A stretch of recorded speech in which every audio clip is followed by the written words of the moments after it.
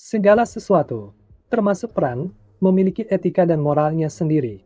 Kami meminta pemerintah Israel dan Palestina, khususnya serangan yang ditujukan ke wilayah Palestina, terutama di Gaza, dan juga terhadap penduduk sipil Israel, untuk menghentikan tindakan mereka. Terutama ketika Gaza dihancurkan oleh serangan udara dan darat yang tidak proporsional, serta pengeboman masjid. Terjadinya kematian anak-anak, perempuan, orang tua, dan warga sipil yang tidak bersalah dalam proses ini adalah hal yang tidak dapat diterima.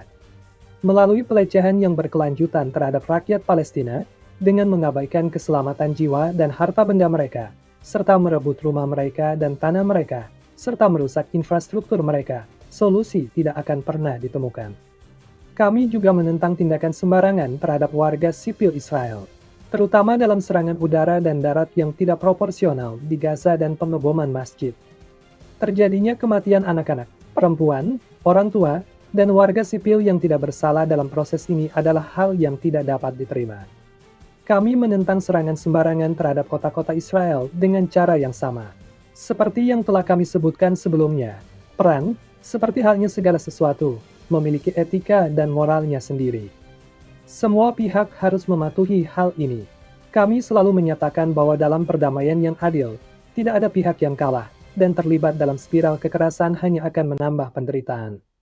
Kami meminta pemerintah Israel dan Palestina, khususnya serangan ke wilayah Palestina dan pelecehan terhadap pemukiman sipil Israel, untuk menghentikan tindakan mereka. Kami siap untuk melakukan mediasi dalam segala bentuk, termasuk pertukaran tawanan, jika diminta oleh pihak yang terlibat. Kami telah meningkatkan kontak diplomatik kami dalam beberapa hari terakhir, khususnya dengan Presiden Palestina Mahmoud Abbas dan Presiden Israel Isaac Herzog.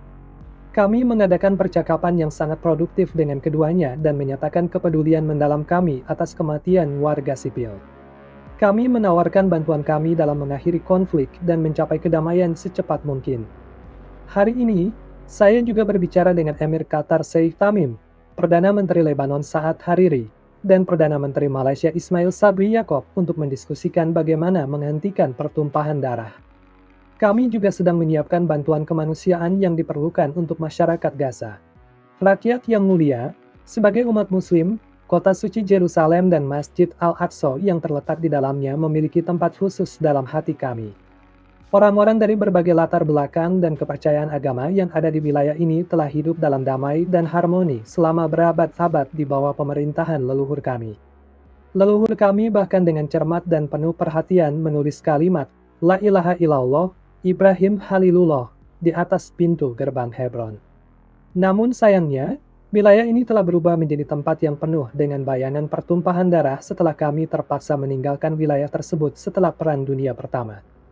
Tindakan zalim dan ketidakadilan yang telah diterapkan terhadap rakyat Palestina, serta pelanggaran terhadap kehormatan kota suci Yerusalem, khususnya terhadap Masjid Al-Aqsa, selalu membuat wilayah ini tegang. Salah satu penyebab kedalaman masalah ini adalah ketidakmampuan komunitas internasional untuk memenuhi janji kepada rakyat Palestina. Hampir semua keputusan yang diambil oleh Perserikatan Bangsa-Bangsa dan organisasi internasional lainnya yang berhubungan dengan Palestina hampir tidak pernah dijalankan. Sikap kami mengenai masalah ini telah selalu jelas. Kami telah mengakui negara Israel sejak tahun 1949, dan meskipun ada saat-saat ketegangan, kami tetap menjalin hubungan diplomatik. Namun, kami percaya bahwa perdamaian tidak akan pernah datang ke wilayah ini sampai negara merdeka Palestina yang merdeka dengan ibu kota Yerusalem, dalam batas tahun 1967, didirikan. Sudah jelas bahwa dengan terus-menerus melecehkan rakyat Palestina, mengabaikan keamanan mereka dan hak-hak dasar mereka, serta merusak infrastruktur mereka dan mencegah perkembangannya, tidak akan ada jalan menuju perdamaian di wilayah ini. Pendekatan seperti ini hanya akan menyebabkan lebih banyak konflik, lebih banyak darah yang tertumpah, dan akhirnya selalu menghancurkan upaya perdamaian. Sikap Israel yang mengabaikan hak-hak dasar rakyat Palestina juga, seperti yang terlihat dalam peristiwa terakhir ini, merupakan ancaman terhadap keamanan rakyat mereka sendiri. Kami tidak akan pernah menyetujui agar seorang pun, baik di wilayah Israel maupun di wilayah Palestina, mengalami tindakan kekerasan. Kami telah menyampaikan pendirian kami bahwa tidak ada yang boleh terluka, tanpa memandang agama atau asal-usulnya. Kami mengulangi posisi ini hari ini, tidak ada yang berubah. Kami selalu mempertahankan pandangan yang sama, yaitu bahwa perdamaian adalah satu-satunya cara untuk mengakhiri konflik ini.